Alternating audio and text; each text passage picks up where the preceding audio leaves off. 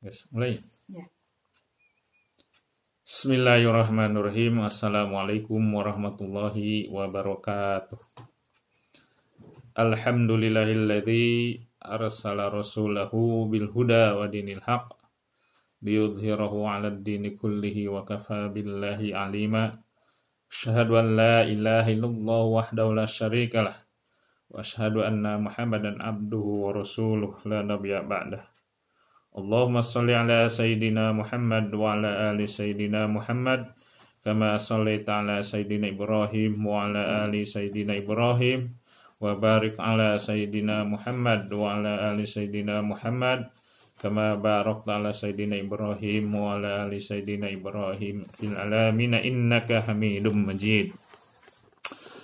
Wa qala Allah ta'ala fil kitabihil karim a'udzu billahi minasyaitonir rajim. Bismillahirrahmanirrahim. Walaqad atayna Luqmanal hikmata an ishkur lillah wa may yashkur fa innama yashkuru li nafsihi wa man kafara fa innallaha ghaniyyun hamid. Al-ayah. Segala puji marilah kita panjatkan kehadirat Allah Subhanahu wa taala yang telah memberikan kenikmatan kita, terutama kita pada hari ini, pada bulan ini kita melaksanakan suatu kewajiban kita, tugas suci kita, yaitu melaksanakan ibadah saum. Walaupun memang dalam kondisi seperti ini. Mudah-mudahan anak-anakku sekalian, ibadah saum kita, semua kebaikan-kebaikan yang ada di bulan Ramadan menjadi sebuah amal ibadah. Catatan nanti di yaumil akhir, di yaumul hisab, yaitu insya Allah kita akan tergolong kepada orang-orang yang memang istilahnya taat dan mengabdi kepada Allah Subhanahu wa ta'ala. Anak-anakku sekalian, peserta pesantren Ramadan yang Bapak banggakan, ada sebuah kisah di dalam Al-Quran, bahwa di dalam Al-Quran itu tercantum yang namanya Luqmanul Hakim. Makanya Allah Subhanahu wa ta'ala akibat memang kemuliaan dan kesolehan daripada Luqmanul Hakim, maka Allah Subhanahu wa ta'ala mengabadikan nama Luqmanul Hakim itu menjadi salah satu nama dari surah di dalam Al-Quran. Kenapa seperti itu? Karena memang Luqmanul Hakim itu adalah salah satu hamba Allah Subhanahu wa ta'ala yang memang sangat soleh, rajin beribadah, dan yang paling terkenal beliau itu selalu mensyukuri apa yang nikmat-nikmat yang telah Allah berikan. Sebagaimana difirmankan di dalam Al-Quran oleh Allah Subhanahu wa ta'ala, diceritakan walaqad ataina Luqmanal hikmata an ishkur lillah wa may yashkur fa innama yashkuru li nafsihi wa man kafara fa innallaha ghaniyyun hamid. Bahwa kata Allah Subhanahu wa ta'ala, bahwa aku telah memberikan kepada Luqmanul Hakim al-hikmah, yaitu adalah hikmah. Hikmah itu apa? Bahwa diceritakan di situ bahwa Luqmanul Hakim merupakan salah satu hamba Allah yang senantiasa selalu bersyukur terhadap nikmat-nikmat yang diberikan oleh Allah Subhanahu wa ta'ala. Ada beberapa keistimewaan diceritakan misalnya di dalam Al-Quran dan dalam surat Luqmanul Hakim itu. Ini perlu kita jadi pedoman, perlu kita teladani. Supaya apa? Supaya kita itu menjadi seorang yang sukses. Luqmanul Hakim pernah menasihati kepada anaknya, wa idh qala Luqmanu libnihi wa huwa ya'izuhu.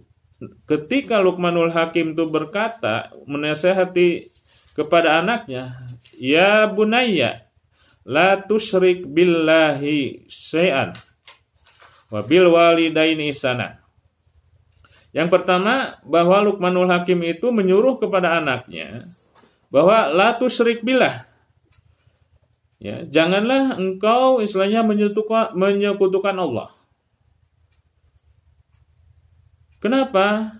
Karena memang kejahatan yang besar, dosa yang besar di dalam agama adalah menyekutukan Allah, atau disebut dengan orangnya itu disebut musyrik. Dosa musyrik merupakan salah satu dosa besar. Sehingga apa? Insya Allah kalau memang ini orang tidak keburu taubat, maka orang tersebut akan dimasukkan ke dalam neraka oleh Allah Subhanahu wa taala. Bahwa kita harus memiliki keimanan yang teguh di dalam hati, la ma'buda illallah. Bahwa tidak ada yang wajib disembah illallah kecuali Allah. La ilaha illallah. Tidak ada Tuhan yang menciptakan semua makhluknya yang wajib disembah illallah kecuali Allah Subhanahu wa taala. Yang kedua adalah bahwa Luqmanul Hakim menasihati kepada anaknya bahwa yang kedua adalah harus berbuat kepada kedua orang tua. Wabil walidaini ihsana. Bahwa hendaklah istilahnya kita itu berbuat baik kepada orang tua. Anak yang baik, anak yang soleh, salah satu daripada amalannya adalah harus berbuat baik istilahnya kepada orang tua. Kejahatan yang luar biasa, dosa yang luar biasa setelah musyrik kepada Allah, setelah menyekutukan istilahnya kepada Allah adalah dosa yang paling besar itu adalah berbuat durhaka kepada orang tua. Makanya di dalam ayat, ketika kita disuruh untuk menyembah Allah, biasanya kebanyakan ayat yang kedua itu wabil walidaini ihsana. Kita harus berbuat baik kepada orang tua. Bagaimana caranya berbuat baik kepada orang tua? Satu adalah bahwa kita harus betul-betul istilahnya berbakti kepada orang tua. Berbuat baik kepada orang tua itu kalian selaku pelajar bukan hanya memberi uang, bukan hanya memberi materi, tetapi kalian istilahnya belajar dengan sungguh-sungguh, meraih prestasi dengan sungguh-sungguh, sehingga bisa menyenangkan dan membanggakan kedua hati orang tua. Itu adalah merupakan suatu perjuangan atau berbuat baik yang luar biasa. Anak durhaka itu bukan hanya istilahnya acuh kepada orang tua. Anak yang durhaka itu salah satu dari perbuatannya, setiap perilakunya, setiap tingkah lakunya yang membuat hati orang tua tidak senang, itu adalah juga salah satu daripada perbuatan-perbuatan yang memang itu termasuk perbuatan jelek kepada orang tua. Kita belajar dengan sungguh-sungguh, kemudian meraih prestasi yang luar biasa, sehingga hati orang tua kita itu senang, sehingga hati orang tua kita itu menjadi bangga. Itu adalah salah satu dari perbuatan untuk berbuat baik kepada orang tua. Yang ketiga adalah nasihat daripada Luqmanul Hakim itu, kalau ingin menjadi anak yang soleh, ya, janganlah kita itu berbuat dosa, merasa diawasi oleh Allah Subhanahu wa taala.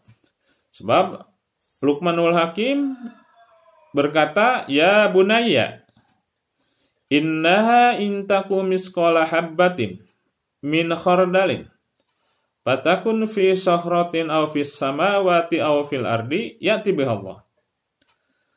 Wahai anakku, sekecil apapun, serapih apapun yang perbuatan yang engkau kerjakan, pekerjaan yang engkau kerjakan, pasti Allah Subhanahu wa Ta'ala akan menampakkan daripada hasil kerja kalian. Nah, di sini bahwa kita bekerja harus sungguh-sungguh. Bekerja harus istilahnya berbuat baik. Ya. Seandainya memang istilahnya manusia itu tidak melihatnya, tapi Allah Subhanahu wa Ta'ala yakin bahwa Allah Subhanahu wa Ta'ala itu adalah menyaksikan kepada kita. Seandainya kalian tidak melakukan ibadah saum di hadapan manusia, kalian itu ketika berbuka bukan pada waktunya, kalian tidak melaksanakan ibadah saum, bersembunyi di tempat yang memang tidak terawasi atau tidak terlihat oleh manusia, tetapi Allah Subhanahu wa Ta'ala akan melihat kepada kalian. Dan itu merupakan akan dicatat menjadi sebuah perbuatan dosa. Seandainya kalian hanya melakukan kebaikan di hadapan guru saja, ketika di belakang guru, ketika guru tidak mengetahuinya, ketika guru tidak melihatnya, atau orang tua tidak mengetahuinya, atau orang tua tidak melihat kelakuan kalian, tetapi Allah Subhanahu wa Ta'ala pasti akan melihat. Makanya Luqmanul Hakim, ya bunaya, innaha intaku misqala habbatin min khardalin fatakun fi sohrotin aw fis samawati aw fil ardi ya'ti bihallah. Wahai anakku, seandainya engkau melakukan pekerjaan baik, melakukan pekerjaan buruk, seberat biji sahwi pun, yang mana biji sahwi itu yang kecil, itu tersimpan di dalam batu, kemudian tersimpan istilahnya di langit, ya'ti bihallah. Pasti Allah Subhanahu wa Ta'ala akan istilahnya menampakkan daripada perbuatan itu. Kalau seandainya kalian berbuat baik, pasti Allah akan membalasnya, akan mencatatnya. Seandainya kalau memang engkau berbuat jelek, pasti Allah akan mencatatnya. Kenapa? Sebab setiap perbuatan kita tidak akan terlepas dari pengawasan Allah. Sebab Allah Subhanahu wa Ta'ala telah mengutus 2 malaikat yang senantiasa mengawasi gerak-gerik kita kemanapun. Yaitu adalah Raqib dan Atid. Setiap perbuatan baik kita akan dicatat oleh Allah, oleh malaikat Raqib dan Atid. Dan setiap perbuatan buruk kita pasti akan dicatat oleh malaikat Raqib dan Atid. Walaupun memang manusia itu tidak mengetahuinya, tidak melihatnya. Yang keempat adalah bahwa ya bunayya aqimis shalah. Itu nasihat Luqmanul Hakim itu. Yang keempat adalah ya bunayya, wahai anakku, aqimis shalah. Dirikanlah salat. Wa'mur bil ma'ruf. Hendaklah engkau selalu memerintahkan untuk yang baik. Wanha 'anil munkar. Dan hendaklah engkau itu istilahnya mencegah daripada perbuatan munkar. Wasbir 'ala ma asobak.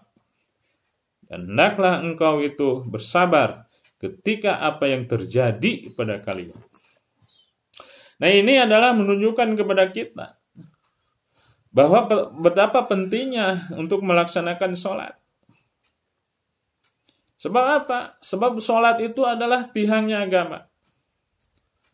Waman aqamaha faqad aqamadin. Barang siapa orang yang mendirikan sholat, berarti dia telah menegakkan tiang agama, telah mengokohkan tiang agama. Waman tarakaha faqad hadamadin.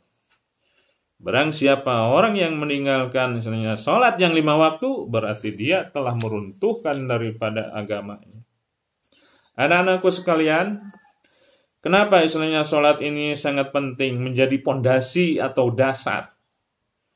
Seandainya kalau kita membuat sebuah bangunan tanpa tiang, tanpa pondasi, maka bangunan itu akan roboh dan akan rapuh. Seandainya kalau memang kita membuat bangunan pondasinya kokoh, tihangnya kokoh, maka rumah itu, bangunan itu akan berdiri tegak dengan kokohnya.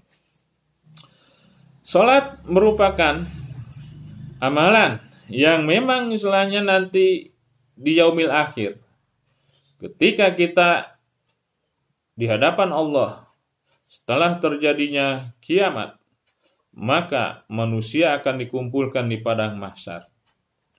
Yang pertama yang akan misalnya ditanya oleh Allah Subhanahu wa taala, maka yang pertama sekali akan ditanya adalah amalan sholatnya, pekerjaan sholatnya.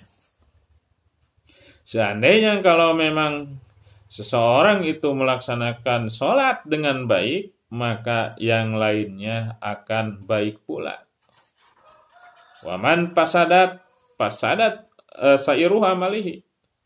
Barang siapa nanti diperiksa oleh Allah Subhanahu wa taala di yaumil mahsyar, amalan sholatnya rusak karena kalian malas, tidak mengerjakan sholat yang 5 waktu nanti di akhirat. Sholatnya rusak, amalan sholatnya tidak benar, sering ditinggalkan, tidak melaksanakan sholat sama sekali, maka yang lainnya akan rusak juga. Kita rajin melaksanakan ibadah saum, ya, tamat. Itu kita rajin istilahnya membaca Al-Quran, tapi tidak sholat, percuma. Sebab apa? Sebab kuncinya untuk diterima istilahnya nanti amalannya itu adalah amalan sholat. Sebab Rasulullah SAW bersabda, awwalu ma yuhasabu yaumal qiyamati indal abdi yaumal qiyamati as-shalah. Bahwa pertama-tama yang akan dihisab, yang akan dihitung yaumil qiyamah, pada hari kiamat nanti adalah as-shalah, yaitu amalan sholat. Maka daripada itu, anak-anakku sekalian, janganlah engkau coba-coba untuk meninggalkan sholat. Ada sebuah riwayat yang dikisahkan oleh Rasulullah SAW, bahwa ketika manusia itu dicabut ruhnya, nyawanya, oleh malaikat Ijrail, maka status manusia itu menjadi almarhum atau almarhumah, dan jasadnya itu menjadi bangkai. Ketika seseorang itu dikuburkan, ya, di alam kubur atau di alam barzah, 7 langkah yang mengantarkan ke kubur untuk pulang, 7 langkah pulang, maka di situ dikisahkan bahwa akan datang 2 malaikat yang akan bertanya kepada si mayit itu di dalam kubur. Apa yang pertama ditanyanya? Malaikat itu akan datang nanti di alam kubur melalui arah kepalanya.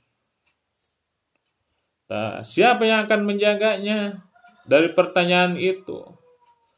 Nah, yang akan mempertahankan dari siksa kubur, yang akan membela dari siksa kubur, ya, dari arah kepala itu adalah amalan sholat, pahala-pahala sholat. Nah, seandainya seorang itu tidak melaksanakan sholat yang 5 waktu, ya otomatis, ya, dia akan terkena istilahnya siksa malaikat, akan terkena azab kubur. Sebab yang pertama-tama kali membela kita nanti di alam kubur, ketika kita dibangkitkan di dalam kubur itu, ditanya di dalam kubur itu oleh malaikat, maka yang pertama kali membela seseorang itu adalah amalan sholat.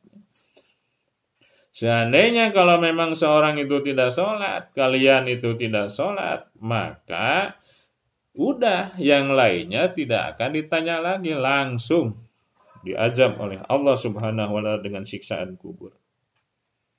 Ya. Yang kedua adalah wa'mur bil ma'ruf. Hendaklah kalian itu untuk mengerjakan yang baik. Dan kalian selaku pelajar, lakukanlah hal-hal yang baik. Belajar dengan baik. Kemudian berbuatlah baik kepada orang tua. Tidak menyusahkan orang tua. Tidak menyusahkan orang tua itu bukan berarti kita tidak jajan. Berarti kita tidak ini. Tapi dengan perbuatan-perbuatan baik Anda.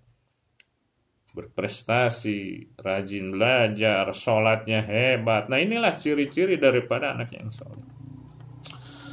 Kemudian yang kelima adalah bersabar. Bersabar. Nah ini adalah berbuat sabar. Wasbir ala ma asobak. Hendaklah istilahnya engkau sabar di dalam istilahnya melakukan sesuatu hal. Kadang-kadang kita salah persepsi. Ketika kita istilahnya hanya dapat musibah saja harus sabar. Ya. Sebab sabar itu adalah dalam keadaan berbagaimanapun kita harus bersabar.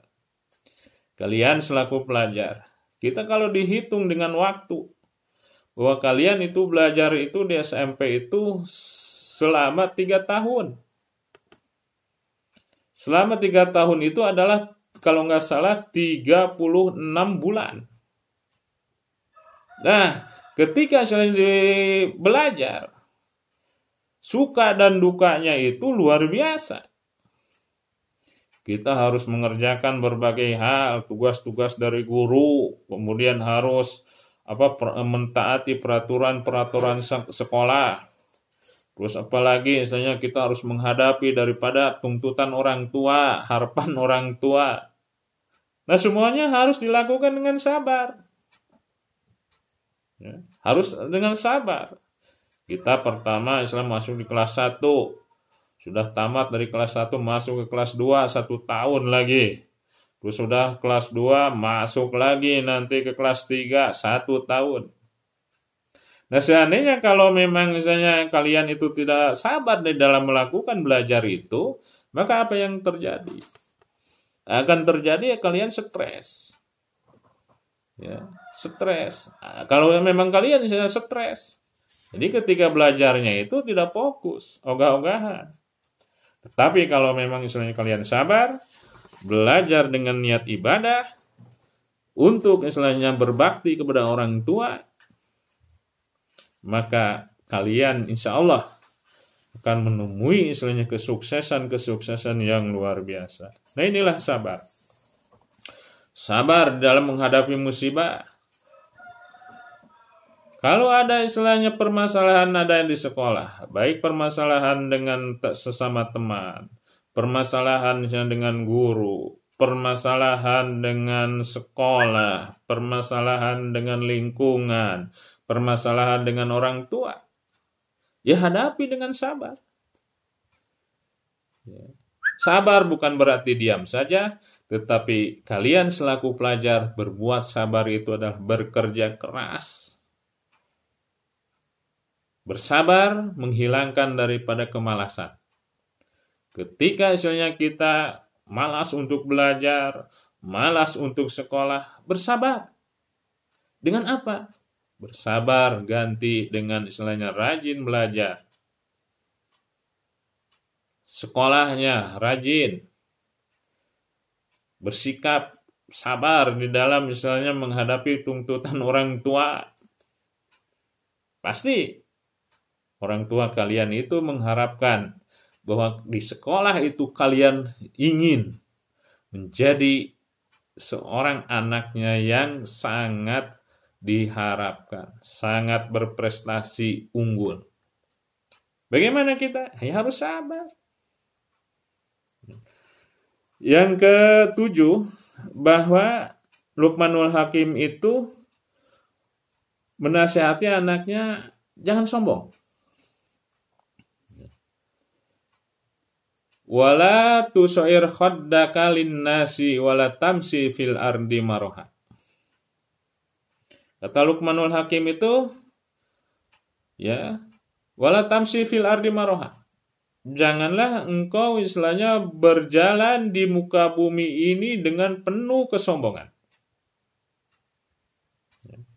Ya, kita harus berbicara dengan santun kepada sesama teman, kepada guru, kemudian apalagi kepada orang tua. Kita itu harus sopan. Waqsid fi masika waqdud min sautik in ankarol aswati la sautul hamir. Janganlah engkau rendahkan ketika istilahnya berjalan. Ya. Kemudian waqsid fi masika waqdud min sautik.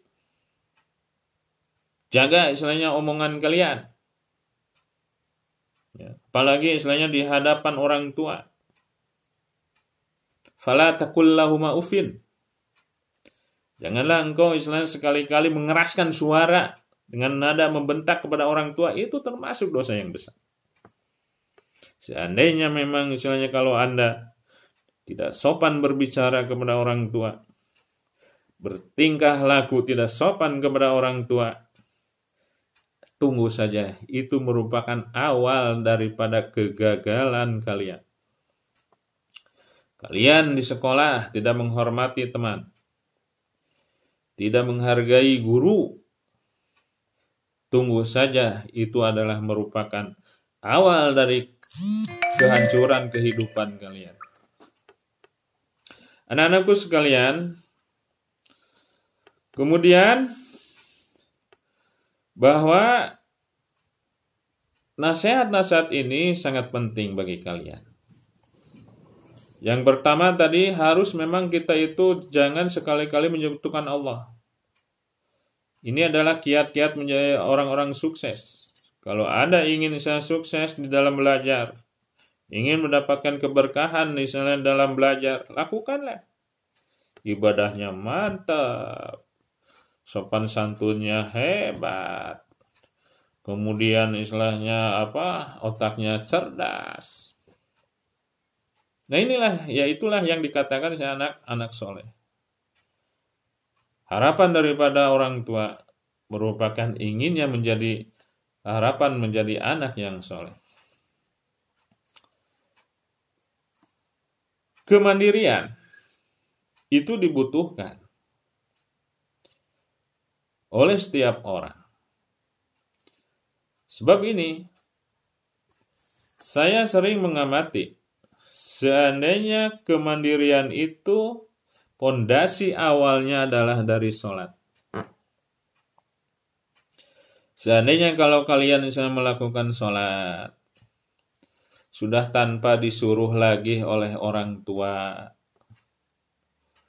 tanpa istilahnya disuruh lagi oleh guru, Anda itu benar-benar melakukan misalnya sholat itu dengan penuh kemandirian, dengan penuh kesadaran, dengan niatnya ibadah, bahwa itu adalah sebuah kewajiban. Seandainya kalau orang memang sholatnya bagus, sudah sadar atas keinginan sendiri, dengan didasari dengan keimanan dan ketakwaan, itu akan membawa dampak kepada kemandirian di dalam belajar. Saya teringat oleh nasihat doa daripada Nabi Ibrahim alaihissalam, bahwa Nabi Ibrahim itu adalah Khalilullah, bahwa adalah pilihan daripada Allah, kekasih daripada Allah. Nabi Ibrahim setingkat nabi yang besar. Mereka itu beliau itu tidak mengharapkan di dalam doanya, ya Allah, mudah-mudahan anak kami ini menjadi insinyur, anak kami ini menjadi dokter, anak kami itu menjadi orang yang kaya. Tidak. Tapi Ibrahim alaihissalam memohon kepada Allah, Rabbij'alni muqimas sholati wa min dzurriyyati. Ya Allah, jadikanlah aku dan anak cucuku, keturunan-keturunanku adalah orang yang senantiasa istiqomah mendirikan sholat. Anda ingin mencapai sebuah kesuksesan, Anda ingin mendapatkan keberkahan di dalam belajar, Anda ingin mendapatkan keberkahan misalnya di dalam dunia ini. Pertama yang harus Anda lakukan bahwa Anda harus mengerjakan adalah sholat dengan kesadaran sendiri. Seandainya sholat ini pondasinya, kalian itu mengerjakan sholat dengan sadar, dengan atas tanggung jawab bahwa sholat itu merupakan sebuah kewajiban, yang lainnya insya Allah akan mengikuti. Otaknya menjadi cerdas, hatinya menjadi tenang, perilakunya menjadi sopan, menjadi istilahnya kebanggaan daripada orang tua. Anak-anakku sekalian, demikianlah. Jadi jangan Islam menyekutukan Allah. Yang kedua adalah harus berbuat baik kepada orang tua. Wahnan ala wahnin wa fisaluhu fi amain. Orang tua kalian itu telah istilahnya membesarkan kalian, telah melahirkan kalian dengan bersusah payah. Bahkan kalian segede usia SMP saja masih bergantung kepada orang tua. Itu anak yang kurang ajar kalau tidak berbakti kepada orang tua. Dia semenjak di dalam kandungan dijaga, ketika melahirkan dijaga, ketika anak-anak belajar jalan dijaga oleh orang tua. Kemudian besar sedikit, kalau laki-laki disunat. Kemudian besar sedikit harus masuk TK, harus masuk SD, harus masuk SMP, harus masuk SMA, harus masuk perguruan tinggi. Kalau dihitung oleh materi berapa juta uang yang dikeluarkan. Makanya kalian tidak pantas untuk tidak berbuat baik kepada orang tua. Anda itu ketika lahir tidak berdaya. Seandainya kalau memang kalian misalnya ketika terlahir di rahim ibu kalian, oleh ibu kalian bisa dibiarkan, bagaimana mungkin Anda itu bisa hidup sampai sekarang?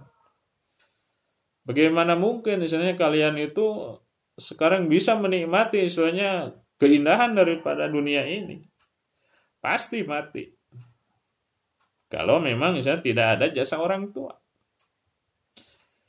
Nah, kemudian ya yang ketiga itu harus jangan berbuat dosa. Yang keempat, mendirikan sholat.